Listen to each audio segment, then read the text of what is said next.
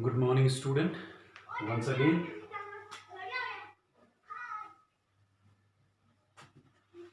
welcome back to physical education classes. So, I am here with you. Same unit, test and measurement. In last classes, we have studies about test, measurement, evaluation, their definitions, WHR and BMI and somatotyping. So, in last class, we have discussed about somatotyping. So, I'm going to review for somatotyping. What is somatotyping? As I know you that I told you somatotyping is a concept given by the uh, Selden. Well done, Selden.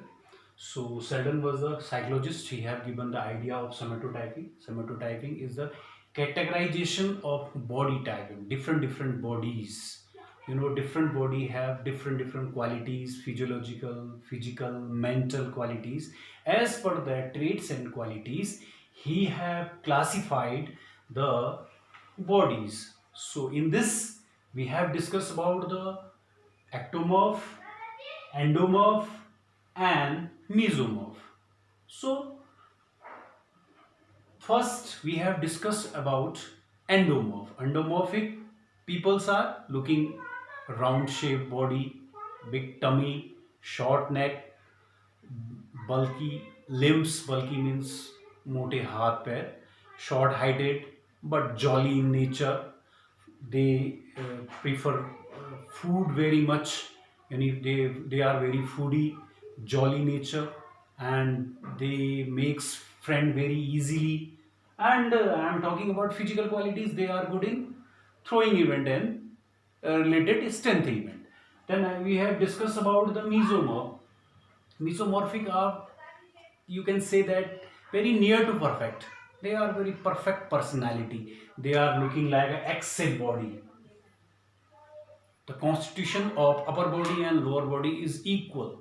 उनका upper body और lower body का constitution equally होता है. Broad shoulder, high chest, okay, strong shoulders and arms, thin waistline, broad hips and thighs. और बहुत कम बोलने वाले. They believe in action, but and sometimes they do, you know, some magical works. बहुत ही ज़्यादा smart worker होते हैं, बहुत कम बोलते हैं, और ये लगभग हर गेम में परफेक्ट होते हैं. ज़्यादातर जिनमें स्किल्स की ज़रूरत होती है, जैसे गेम्स, जो स्पोर्ट्स में जो टीम गेम्स वगैरह होते हैं, स्किल गेम होते हैं, जैसे बैडमिंटन, टेनिस वगैरह, इन सब गेमों में ये लोग परफेक्ट होते हैं. मीजोमॉर्फ. फिर हमने बात की थी एक्टोमॉर्फ की. एक्टोमॉर्फ लंबे दिखने में काफ़ी लंबे दिखाई पड़ते हैं. दरअसल इनकी एक क्वालिटी है कि ये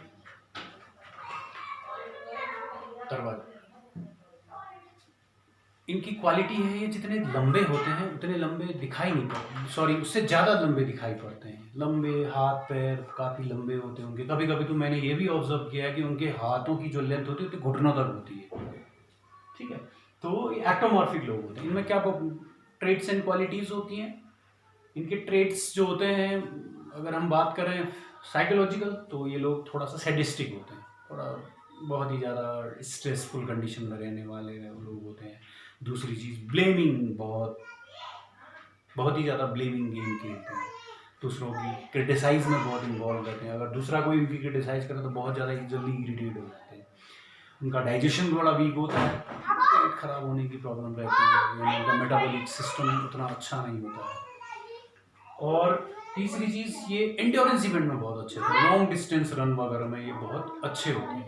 तो ये मैंने आपको लास्ट क्लास में. अब हमने ये बात कर रहे हैं कि कैसे हम किन किन गेम्स एंड स्पोर्ट्स को हम किस कैटेगरी में रखेंगे. कौन एंडोमॉर्फिक है, कौन एक्टोमॉर्फिक है और कौन मीजोमॉर्फिक है, उनको कैसे पता करें. इसके लिए हम ग्राफ का एक हमने यूज़ किया है. आप देख रहे हैं एक ग्राफ बनी है. तो हमने इसमें 3 मेजरिंग स्केल्स लिखे हैं. 1 जो होगा सबसे किसी भी चीज़ को मेजर करने, इंडो एक्टोमॉर्फो को, मीजो को मेजर करने का 1 सबसे मिनिमम स्केल होगा, और 7 जो होगा इसका मैक्सिमम स्केल होगा. ठीक है. अब हम बात करते हैं 117. ठीक है. तो 117 की अगर हम बात करते हैं, तो अगर हम यहाँ मीजोमॉर्फ की बात करते हैं तो मीजोमॉर्फ में ये आता है 171, ठीक है। यहाँ पर आता है 711। अब हम इसको कैसे, हमने सबसे पहला क्या था हमारा, एंडोमॉर्फिक था। एंडोमॉर्फिक हमारा पहला था। तो जो एक्सट्रीम एंडोमॉर्फ होगा वो उसमें सबसे ज्यादा एंडोमॉर्फिक 7 क्वालिटीज होंगी, उसके बाद वो लेस मीजोमॉर्फिक और लेस एक्टोमॉर्फिक होगा।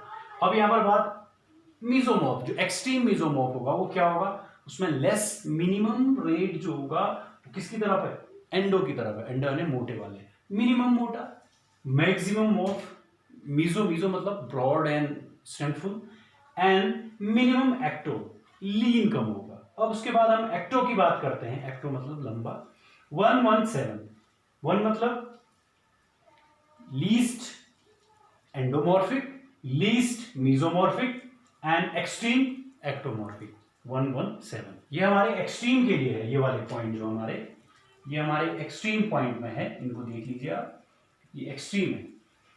मैंने आपको पिछली क्लास में भी बताया था, मैं फिर बता रहा हूँ, हमारी पर्सनालिटी कहीं पर भी एक्सट्रीम नहीं होती। हमारी पर्सनालिटी उसके पास हो सकती है पर एक्सट्रीम नहीं हो सकती। हम एक मिक्सचर, आप यहाँ देख रहे हैं, कोई भी गेम्स एंड स्पोर्ट्स वाला इस कैटेगरी में नहीं आ रही है। एक्सट्रीम न इसमें आया है, न इसमें आया है, न इसमें आया है।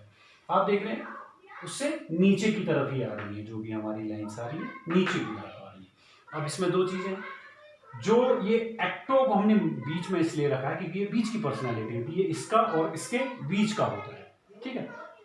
अगर हम इस तरफ को आ रहा है, जो देखिए इस तरफ को अगर हम बढ़ रहे हैं तो देख रहे हैं आप यहाँ से थोड़ा सा वल्की यानी थोड़ा हैवी की तरफ बढ़ रहा है गेम्स में। पहला देखिए आप एक्सट्रीम, अगर इस तरफ से अगर हम देखते हैं तो वेट लिफ्टर, जो वेट लिफ्टिंग वगैरह करते हैं आपने देखा होगा, जर्क स्नैच के साथ जो वेट लिफ्टिंग होती है, ये पहला हमारा ये एक्सट्रीम मीजोमॉर्फ से नीचे है, लेकिन ये एंडोमॉर्फ की तरफ है, ठीक है। ये एंडोमॉर्फिक की तरफ है, यानी इसमें कम एंडोमॉर्फिक क्वालिटी है लेकिन एक्सट्रीम थोड़ा सा मीजोमॉर्फिक क्वालिटी ज्यादा है। उससे थोड़ा इसे लिखने में गड़बड़ हो गया है।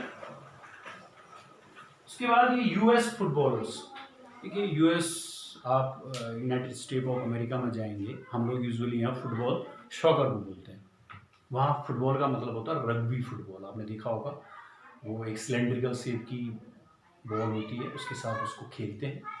तो यूएस फुटबॉलर आपने देखा होगा, दिखने में काफ़ी हैवी, बड़े स्ट्रेंथफुल, जब भी आते पूरी फोर्स के साथ, ऐसा लगता है कि पूरी दीवार भी तोड़ देंगे, ऐसा कुछ लगता है उनको देख के।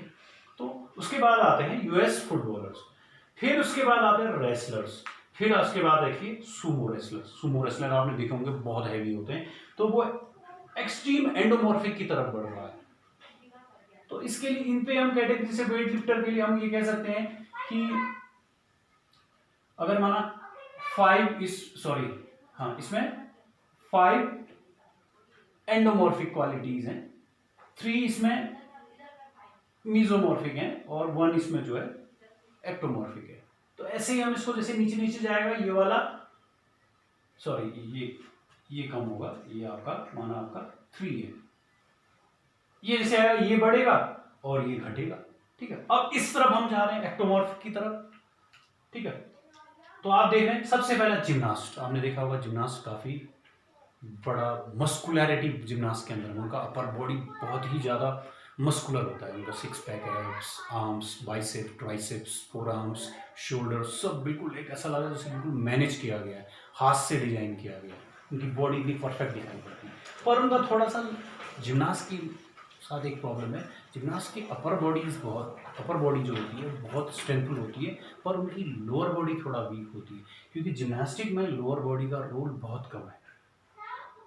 जितना भी जिम्नास्ट की एक्सरसाइजेज होती हैं या प्रैक्टिस होते हैं, सब अपर बॉडी के साथ होते हैं, इसीलिए इनमें एक्सट्रीम मीजोमॉर्फ की तरफ तो होते हैं, लेकिन एक्टोमॉर्फिक क्वालिटीज भी होती है क्योंकि उनका लोअर बॉडी थोड़ा वीक होता है, ठीक है। तो उसके बाद स्प्रिंटर्स आपने देखे होंगे, जो 100 मीटर 200 मीटर स्प्रिंटर देखे होंगे, उनमें भी ज़बरदस्त बॉडी कॉन्स्टिट्यूशन होती है, उनकी मस्कुलैरिटी होती है, लेकिन वो जिम्नास्ट के मुकाबले उतना ज़्यादा मस्कुलर नहीं होते हैं, लेकिन होते हैं। तो ये भी एक हम कह सकते हैं कि जिम्नास्ट एक एक्सट्रीम मीजोमॉर्फिक मान सकते हैं जिम्नास्ट को। उसके बाद स्प्रिंटर, फिर रग्बी लीग प्लेयर। रग्बी भी एक टाइप ऑफ फुटबॉल का ही तरह है, यूएसए फुटबॉल की तरह है, पर थोड़ा सा दूसरी कंट्रीज में खेला, थोड़ा इसके रूल्स वगैरह चेंज होते हैं, थोड़ा लीन बॉडी के लोग उसमें होते हैं, उतना हैवी लोग नहीं होते, उनके मुकाबले इसके मुकाबले थोड़ा लीन होते हैं। फिर उसके बाद junior tennis players, tennis player भी इसमें आते हैं। टेनिस प्लेयर जैसे आपने देखा होगा, कौन सा प्लेयर है वो आजकल, हाँ, नोवाक जोकोविच, राफेल नडाल, रोजर फेडरर और वो एंडी मरे। एंडी मरे आपने देखा होगा, एंडी मरे ब्रिटिश प्लेयर है, तो थोड़ा सा लीन है। तो टेनिस प्लेयर थोड़ा सा लीन, थोड़ा पतले होते हैं। फिर उसके बाद रग्बी सेकंड लीग के प्लेयर थोड़ा दुबले पतले जैसे इंडियन प्लेयर्स होते हैं, ठीक है। उसके बाद हाई जंपर थोड़ा सा ज़्यादा लीन होते हैं, लंबे होंगे दिखने में, उनकी लोअर बॉडी कुछ ज़्यादा लंबी दिखाई पड़ती है और होते अच्छे हैं फिजिकली तौर पे, पर थोड़ा सा लीन होते हैं, तो एक्सट्रीम एक्टोमॉर्फ की तरफ आते हैं। तो इसी प्रकार हम इस तरीके से हम इन सबको different different sports and games player को एंडोमॉर्फिक, मीजोमॉर्फिक एंड एक्टोमॉर्फिक क्वालिटीज़ में रेटिंग कर सकते हैं। जैसे हम इसको करते हैं, माना जिम्नास्ट को करते हैं, तो जिम्नास्ट में क्या होगा, लीस्ट फॉर एग्जांपल 1, चलो 1 नहीं, इसको 2 मान लेते हैं, 2 एंडोमॉर्फिक है ये, ठीक है। यहाँ 6 मीजोमॉर्फिक है और 2 एक्टोमॉर्फिक है, या हम इसको कह सकते हैं 161 भी, 162 भी कह सकते हैं, ठीक है। ऐसे ही थोड़ा नीचे आएगा तो ये थोड़ा कम होगा, ये भी कम रहेगा, ये बढ़ेगा, ठीक है, जैसे जैसे नीचे आते जाएंगे, ठीक है। इसके बीच में भी जो प्लेयर पढ़ते होंगे इसमें से कम पढ़ते हैं प्लेयर, क्योंकि हमारी पर्सनैलिटी जो होती है इन तीनों का मिक्स होती है, चौथा तो ऐसा कुछ होता नहीं है। So by this way, in this way, through the help of this graph we can measure the different body personalities as per their games. तो ये हमारा मेजरमेंट ऑफ सेमेटोटाइपिंग हो गया। अब अगला जो टॉपिक है वो हमारा है measurement of health related fitness. तो इस बारे में मैं आपको एक थोड़ा सा ब्रीफ इंट्रोडक्शन दूंगा, क्योंकि आज मेरे पास लिटरेचर अवेलेबल नहीं है, क्योंकि सिलेबस कुछ चेंज हुआ है। सिलेबस चेंज हुआ है तो अभी तक बुक्स वगैरह आई नहीं है, तो मटेरियल अवेलेबल नहीं है। जब भी अवेलेबल होगा तो मैं आपको उसको डिटेल्ड आपको मैं दे दूंगा, नोट्स वगैरह प्रोवाइड करवा दूंगा, पर थोड़ा सा एक मैं उसका ब्रीफ इंट्रोडक्शन दे दूं कि हेल्थ रिलेटेड फिटनेस कंपोनेंट क्या होते हैं, कौन कौन सी चीज़ें होती हैं जो हेल्थ रिलेटेड फिटनेस को मेजर करती है। एक तो फिजिकल फिटनेस को मेजर करती है, फिजिकल फिटनेस को मेजर करने वाले कंपोनेंट को कहा जाता है मोटर फिटनेस कंपोनेंट। तो मोटर फिटनेस कंपोनेंट को हम अगर बात कर रहे हैं तो मोटर फिटनेस कंपोनेंट का मतलब होता है the abilities which the sports person require to perform particular sports or games। ये वो कंपोनेंट हैं जो किसी पर्टिकुलर गेम्स एंड स्पोर्ट्स को परफॉर्म करने के लिए जरूरी होते हैं, इनको मोटर कंपोनेंट बोला जाता है। उसमें क्या होते हैं, 5 कंपोनेंट होते हैं, speed, strength, endurance, flexibility and coordination. Speed आप जानते ही हैं, to complete the task as fast as possible. Strength, to overcome resistance, okay, strength. Endurance, to resist fatigue, थकान को resist करना, endurance. The movement towards the joint, that is flexibility, and the last one is coordination to perform or execute any movement with accuracy and perfection is known as coordination। okay, coordination जो होती है बहुत type की होती है, 7 type की coordination होती हैं। सो हम उस पर बात करने नहीं आ रहे, हम बात करेंगे, वो आपने शुरू में ही पढ़ लिया है, फिर आप स्पोर्ट्स एंड ट्रेनिंग में पढ़ेंगे। तो अब आप पढ़ेंगे हेल्थ रिलेटेड फिटनेस कंपोनेंट्स। तो उसमें क्या क्या चीज़ें आती हैं, उसमें आती हैं आपकी पहली चीज़ आती है फ्लेक्सिबिलिटी। देखिए, आप स्ट्रेंथ करिए या ना करिए कोई फर्क नहीं पड़ता है, आपको 2 चीज़ें बहुत ज़रूरी हमारी बॉडी में होना चाहिए। अगर हम फिजिकल फिटनेस कंपोनेंट की बात करें तो वो है आपका एंड्योरेंस और आपकी फ्लेक्सिबिलिटी, ये बहुत जरूरी है। ये मोटर कंपोनेंट में भी आते हैं, ये मोटर कंपोनेंट के कंपोनेंट भी हैं और साथ ही साथ हेल्थ कंपोनेंट भी हैं ये। तो पहली flexibility. Flexibility is a range of motion towards the joint. ठीक है, अब कोई भी ज्वाइंट है उसके चारों तरफ हमारी मसल कितना मूव कर रही है। फॉर एग्जाम्पल जैसे ये, ठीक है, बैक बेंडिंग है, मेरी कमर के पीछे की तरफ कितनी बेंडिंग है, आगे की तरफ कितनी बेंडिंग है, ये इंडिविजुअल में और प्रैक्टिस के बेस पे, एज फैक्टर के बेस पे हर इंसान में अलग अलग होती है। तो पहली होगी फ्लेक्सिबिलिटी। दूसरा हो गया आपका एंड्योरेंस या कार्डियोवास्कुलर फिटनेस। कार्डियोवास्कुलर फिटनेस या एंड्योरेंस एक ही चीज है, लेकिन थोड़ा सा डेफिनेशन में डिफरेंस हो जाता है। एंड्योरेंस की अगर हम बात करें सिंपल वे में, तो endurance is the ability to resist fatigue. Means अपनी थकान को रेजिस्ट करना, थकान को रेजिस्ट करना यानी किसी भी थकान की कंडीशन में लगातार काम करने की एबिलिटी। जैसे 5 किलोमीटर दौड़ना, लगातार खेत पे खोदना, आधा आधा घंटे तक काम करना, हाइकिंग करना, खड़ी चढ़ाई पे चढ़ना, ये हमारा एंड्योरेंस के अंदर में आता है। कार्डियोवास्कुलर फिटनेस भी उसी का एक वेरिएशन है। Cardiovascular fitness is the ability of heart and lungs to supply oxygen rich blood to the working muscles and tissues, and it is the ability of muscles to use the oxygen to produce energy for movement। यानी cardiovascular fitness वो एक component है जो हमारी heart और lungs की ability है, जो हमारी वर्किंग मसल या टिश्यूज को ऑक्सीजन रिच ब्लड पहुंचाए, और साथ ही साथ हमारे मसल्स की एबिलिटी कि उस ऑक्सीजन का यूज एनर्जी प्रोवाइड करने वो कितना अच्छे से कर पाए। This is cardiovascular fitness. ठीक है, कार्डियोवास्कुलर फिटनेस के बारे में अगर अच्छा आपके लंग्स और हार्ट अगर हेल्दी हैं तो आप कितनी भी देर तक काम कर सकते हैं, और ये एक ऐसा कंपोनेंट है आप उसको जितना प्रैक्टिस करोगे उतना अच्छा बढ़ता जाएगा। उसके बाद है मस्कुलर स्ट्रेंथ, आपकी मसल स्ट्रेंथ।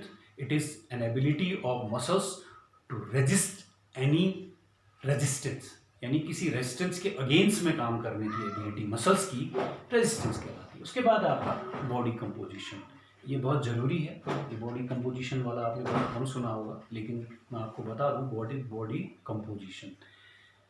बॉडी कंपोजिशन निकालने के लिए आपको बहुत सिंपली है, body composition is a weight of tendon, muscles, bones, cartilage, tissues except the body fat. अगर आप टोटल बॉडी में से, टोटल बॉडी वेट में से अगर आपकी बॉडी का टोटल फैट को अगर माइनस करते हैं, जो भी आपको मिलेगा वो आपका लीन बॉडी मास होगा, मीन फैटलेस वेट जिसको हम बोलते हैं। लीन बॉडी मास का मतलब होता है फैटलेस, जिसमें फैट की कोई क्वांटिटी नहीं होगी, वो आपका लीन बॉडी मास का। तो ये हमारे हेल्थ रिलेटेड फिजिकल कंपोनेंट है। इसके बारे में हम जब हमारे पास लिटरेचर अवेलेबल हो जाए तो डिटेल में डिस्कस करेंगे। So this unit is completed today. So next day I will come with new unit, so I'll let you know what unit this is. So thank you very much.